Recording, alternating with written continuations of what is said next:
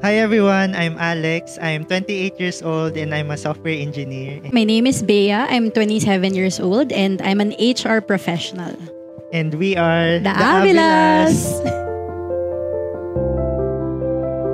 Today, we'd like to share with you our testimony of how God has been faithful to us, especially during our wedding season. We got married last June 2, 2024. You know, it fills my heart with so much joy every time I remember how God has answered our prayers and how He went far above and beyond. Lord, we know it's your will for us to get married. Pero paano ito, Lord? Lead our way. We really need your supernatural favor and provision, especially what we're earning. We have the means. It's bigger than we can provide.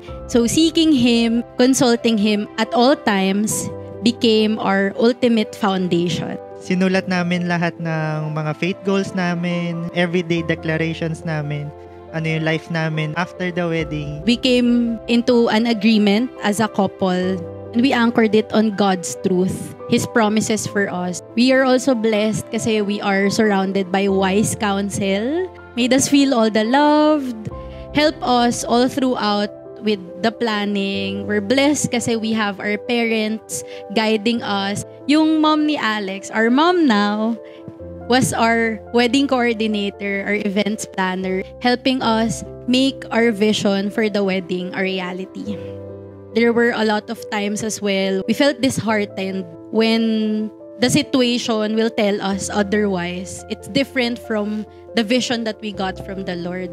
God is really true to His promises, but with constant communion with the Lord, it strengthened our faith, it strengthened our heart. And isa sa di ko makakalimutan, yung sinasabi ni Lord sa isa sa quiet time ko, "Anak, rejoice because great favor is bestowed upon you." You know, there were challenges along the way too. I remember few hours before the wedding, pipray kami kay Lord kasi, Lord, the reality is, ang dami pa naming babayarang wedding expenses. Hindi pa fully paid yung mga suppliers namin.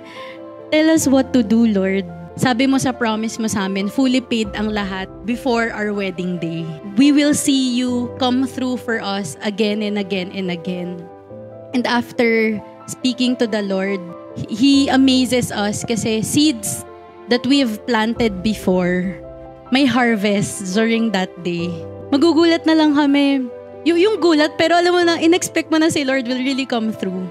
Mapapa-thank you ka na lang kasi the Lord used people to bless us, to help us, and gave us a gift for us to be able to pay all our suppliers in full.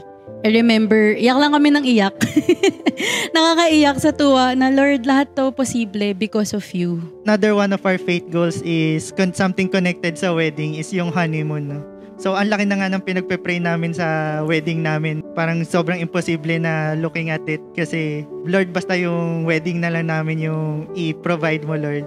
Kahit inisip namin na nag-usap kami, kung ano na lang yung matira, Lord, yun na lang yung pang-honeymoon namin. Or if may matira man or kahit wala, okay lang, Lord. May pinlan talagang desire si God sa amin. Desire namin nun is to have a honeymoon in Boracay. And we were really praying, Lord, paano to? Parang sobrang layo, sobrang imposible. We were just led to plant a seed to someone for our honeymoon. A week after, a couple approached us and said that they were gonna give us a 5-day stay in Boracay. Sobrang thankful kami kay Lord. He really does provide and He really is a miraculous God. On those times when we don't know what to say, we just speak to the Lord using His language. Isa yun sa natutunan namin sa Wisdom Church. Commune with God in the Spirit as well. Talagang grabing acceleration ng blessing sa amin when we participated in the 5 nights of prayer ng Wisdom Church.